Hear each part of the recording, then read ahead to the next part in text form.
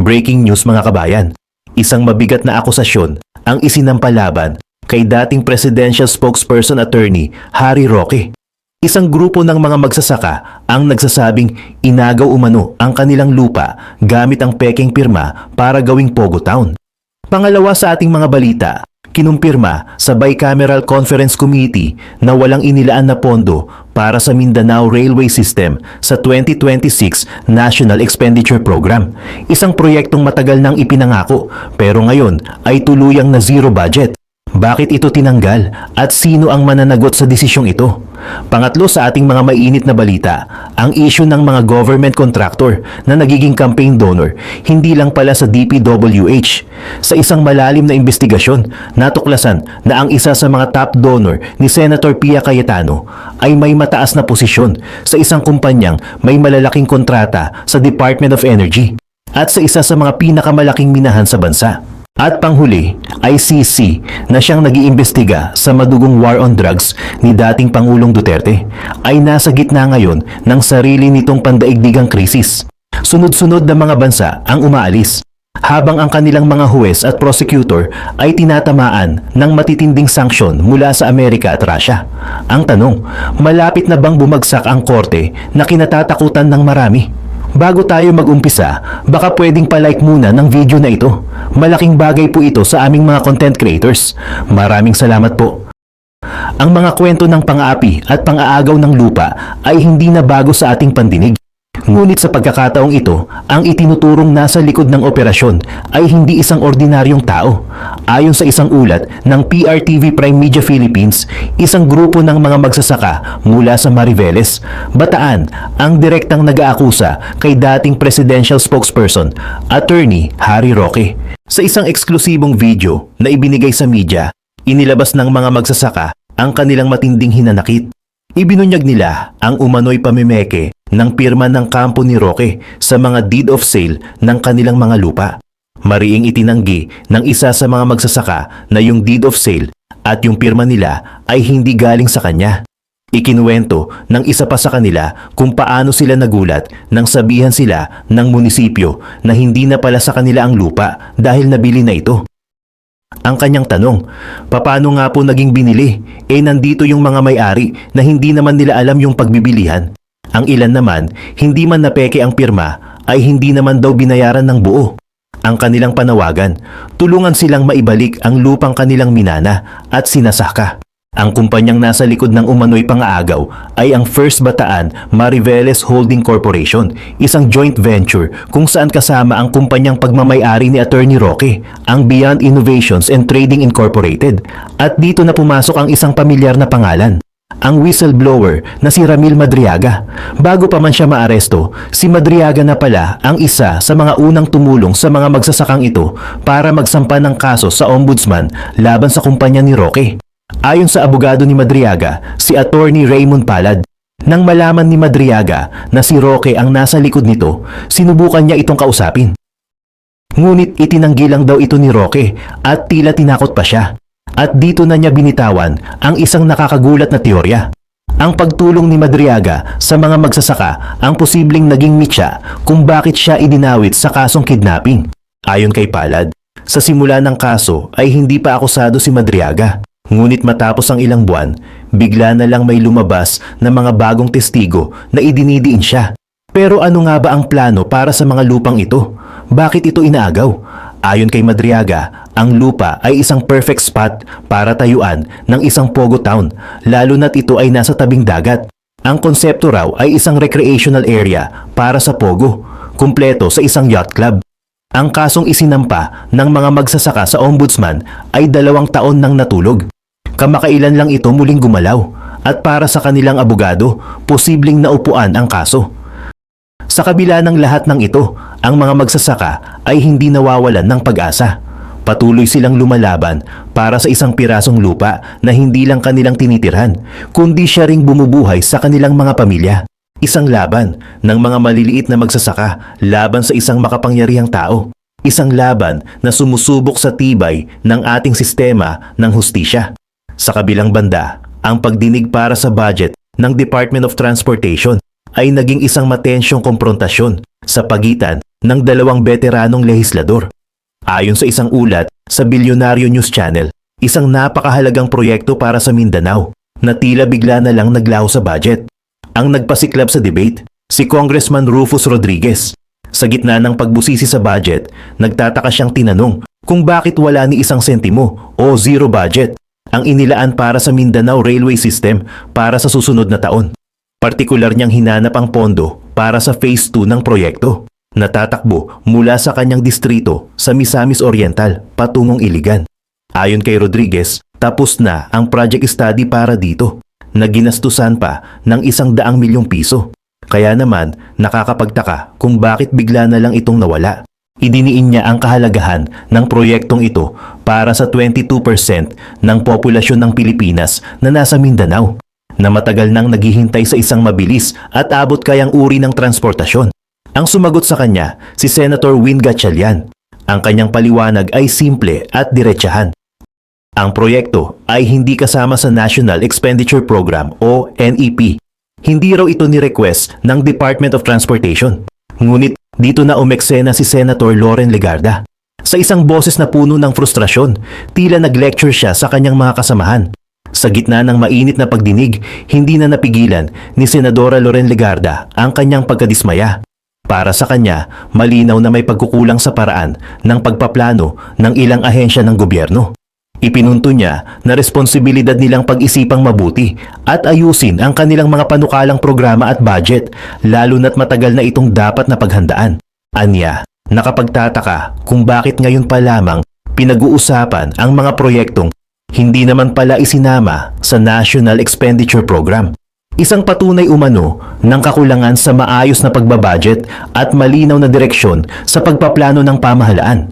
Para sa kanya na dati ring naging chairperson ng makapangyarihang Senate Committee on Finance, ang proseso ay dapat malinaw. Kung ang isang proyekto ay tunay na mahalaga, dapat ay nasa NEP na ito, ang budget na isinumiti mismo ng Pangulo. Ayaw na ayaw daw niya sa kalakaran na sa bicameral conference pa lang isisingit ang mga pondo. Ang kanyang punto, ang BICAM ay hindi lugar para sa mga last-minute insertion. Ito ay para lamang pag-usapan ang mga hindi pinagkakasunduang probisyon sa pagitan ng Senado at Kamara. Matapos ang matalas na pahayag ni Legarda, lumambot na ang tono ni Congressman Rodriguez. Sumang-ayon siya sa senadora at ipinanukala na lang na isama ang Mindanao Railway sa susunod na budget cycle para sa 2027. Sa huli, nagbigay ng isang mahalagang mungkahi si Senator Legarda, ang pagbuo ng isang oversight committee na regular na makikipagpulong sa mga ahensya ng gobyerno. Ito raw ay para masigurong ang mga susunod na budget ay mas planado, mas maayos, at hindi na kailangan pang maghabol at mag-insertion sa huling minuto. Ang insidenteng ito ay naglantad sa isang malalim na problema sa ating budget process. Habang ang mga taga Mindanao ay patuloy na umaasa sa isang pangarap na trend, ang pangarap na iyon ay tila nadidiskaril. Hindi dahil sa kakulangan ng pera, kundi dahil sa kakulangan ng tamang pagpaplano at paglalagay sa tamang papeles. Habang ang buong bansa ay nakatutok sa mga kontraktor na may koneksyon sa DPWH, isang panibagong anggulo ang binuksan na nagpapakita na ang problema ay mas malawak pa. Ayon sa isang exclusive agenda report ng Bilyonaryo News Channel, hindi lang sa infrastruktura, kundi maging sa sektor ng enerhiya at pagmimina, talamak din umano ang mga government contractor na nagiging campaign donor. At sa pagkakataong ito, ang sentro ng usapin ay si Senator Pia Cayetano. Kung maalala natin, kamakailan lang ay inabsuelto ng COMELEC sina Senator Chis Escudero at ang kanyang campaign donor na si Lawrence Lubiano, ang presidente ng Centerways Construction. Ang naging desisyon, wala raw sapat na ebidensya na kumakatawan si Lubiano sa kanyang kumpanya nang mag-donate ito. Ngunit ang kasong iyon ay nagbukas ng isang mahalagang usapin. Ayon sa Section 75 ng Omnibus Election Code, hindi lang mga kontraktor ng DPWH ang bawal mag-donate. Kasama rin dito ang mga kontraktor sa anumang ahensya ng gobyerno at ang mga personalidad na sangkot sa natural resources exploitation tulad ng pagmimina. At dito na pumasok ang investigasyon ng Bilyonaryo News Channel. Sa kanilang pagsisiyasat, natuklasan nila na isa sa mga top donor ni Senator Pia Cayetano noong 2025 elections ay may mataas na posisyon sa mga kumpanyang may malalaking kontrata sa gobyerno. Ang mga top donor na ito ay mga abogado mula sa Tan Acot Lopez and Payson Law Office na nag-donate ng kabuuang 11 milyon sa kampanya ng senadora. Sila ay mga dating kasamahan sa law firm ng ama ni Senator Pia na si yumaong Senator Renato Rene Cayetano. Ngunit ang isa sa kanila, si Senior Partner Attorney Edmundo Tan na nag-donate ng 5 milyon ay hindi lang isang simpleng abogado. Base sa kanyang mga publicly available na impormasyon, siya ay direktor sa iba't ibang malalaking kumpanya. Kabilang dito ang APC Group na may mga subsidiary tulad ng Aragorn Power and Energy Corporation at APC Mining Corporation na matagal nang may mga kontrata sa Department of Energy. At hindi lang iyan, si Attorney Tan ay direktor din sa Sagittarius Mines Incorporated, ang kontraktor ng gobyerno para sa Tampakan Mining Project, ang pinakamalaking copper gold mine sa buong Pilipinas. Isang malinaw na koneksyon sa pagitan ng isang campaign donor at ng isang kumpanyang may malaking kontrata sa pagmimina. Ayon sa COMELEC Chairman George Garcia, tinitingnan ng araw nila ang mga ganitong kaso. Ngunit ayon sa isang abogadong kinonsulta, posible pa rin itong mahulog sa isang legal loophole, kung saan sasabihing ang donasyon ay mula sa personal na kapasidad ng isang tao at hindi mula sa kumpanya. Sa kabila nito, ang batas ay malinaw. Kapag napatunayang lumabag sa Omnibus Election Code, ang isang kandidato at ang kanyang donor ay maaaring maharap sa pagkakakulong ng 1 hanggang 6 na taon at posibleng perpetual disqualification para sa politiko. Sa kabila ng paulit-ulit na pagsubok na kunin ang kanilang panig, nananatiling tahimik sina Senator Pia Cayetano at Attorney Edmundo Tan. Ang kasong ito ay naglalantad sa isang mas malawak na problema. Ang tanong ngayon, ang mga batas ba natin ay sapat na para pigilan ang mga ganitong conflict of interest? O mananatili na lang itong isang malaking butas na patuloy na pagsasamantalahan ng mga makapangyarihan? Samantala, habang ang Pilipinas ay nakatutok sa mga posibleng arrest warrant na ilalabas ng International Criminal Court, isang mas malaking kwento ang tahimik na gumugulong sa likod ng mga kamera. Ayon sa isang ulat ng Net25 News and Information, ang mismong ICC ay nahaharap ngayon sa isang existential crisis, isang krisis na yumayanig sa kanilang pundasyon at nagbabanta sa kanilang mismong pag-iral. Ang unang malaking problema, ang mass exodus o ang sunod-sunod na pag-alis ng kanilang mga miyembrong bansa. Kamakailan lang, ang Venezuela ay formal nang bumoto para kumalas sa Rome Statute at hindi sila nag-iisa. Noong Setyembre pa lang, isang buong bloke ng mga bansa sa Afrika, ang tinatawag na Sahel Bloc na binubuo ng Mali, Burkina Faso at Niger, ay sabay-sabay na nag-anunsyo ng kanilang pag-alis. Ang kanilang dahilan, ang ICC umano ay biased at ginagamit para sa neocolonialism laban sa kanilang mga leader militar. Maging ang Hungary sa Europa ay nag-anunsyo na rin ng kanilang pag-alis. Ang malinaw na trend, pabawas ng pabawas ang mga kasapi at ang imahe ng ICC bilang isang pandaigdigang korte ay unti-unting nabubura. Ngunit ang mas matindi at mas personal na atake ay hindi lang sa institusyon, kundi sa mga mismong tao sa likod nito. At ang nangunguna sa ataking ito, walang iba kundi ang Amerika.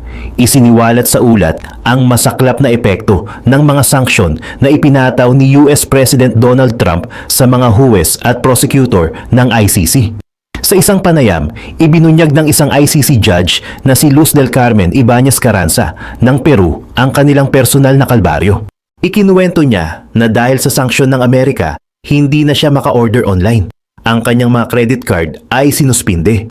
Ang kanyang mga bank account at maging ng kanyang mga kamag-anak na kasama sa account ay na-freeze. Sa madaling salita, ang kanilang buhay ay ginawang miserable. Bakit? Dahil sa utos ni Trump, anumang bangko o kumpanya na may operasyon sa Amerika ay napilitang putulin ang kanilang serbisyo sa mga opisyal ng ICC. Ang resulta, wala silang access sa kanilang pera at hindi sila makapag-travel ng malaya. At lalo pang uminit ang sitwasyon dahil sa tangkang pag-aresto ng ICC kay Israeli Prime Minister Benjamin Netanyahu, isang malapit na kaalyado ni Trump.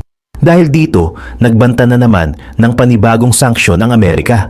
Pero hindi lang ang Amerika ang bumabanat sa ICC. Maging ang Russia ay gumawa ng isang pambihirang ganti.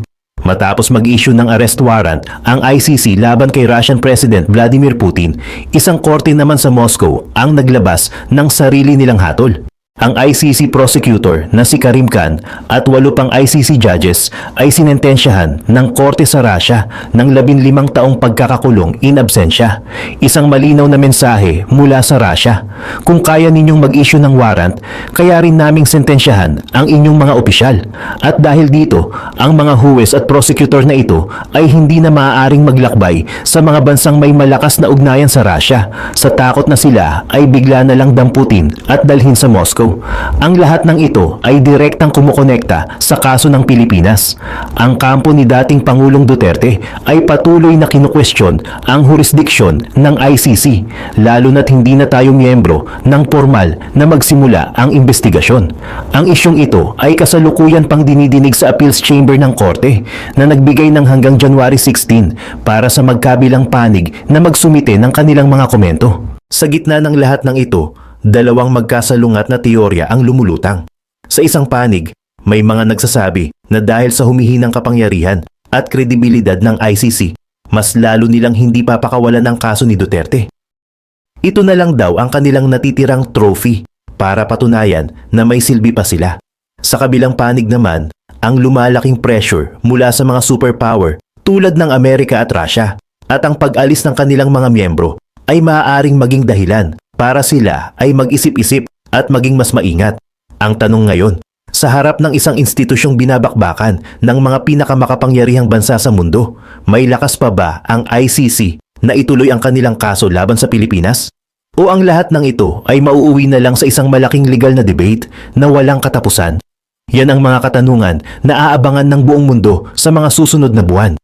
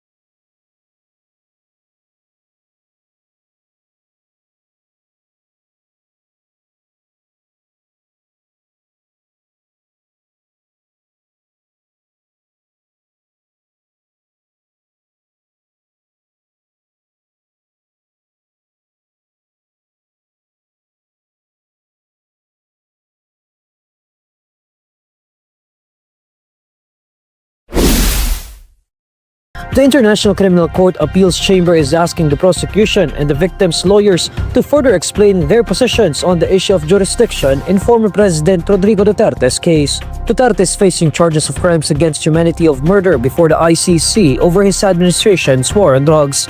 In a 6-page order issued on December 16, the court is directing the deputy prosecutor and the Office of Public Counsel for the victims to file additional observations by January 16. These will be on 2 issues related to the question of jurisdiction raised by the Duterte camp. The appeals chamber seeks to determine the effect and consequences of specific Rome Statute articles and how these provisions interact with each other on the issue of jurisdiction. The Rome Statute is the 2002 framework that established the ICC. Article 12 states the preconditions to the ICC's exercise of jurisdiction, while Article 13 sets out when the court may exercise jurisdiction. On the other hand, Article 127 outlines the continuing obligation of a state even after leaving the ICC fold. The defense must submit its response to the observations by January 23, which is 5 working days after the deadline set for the other party.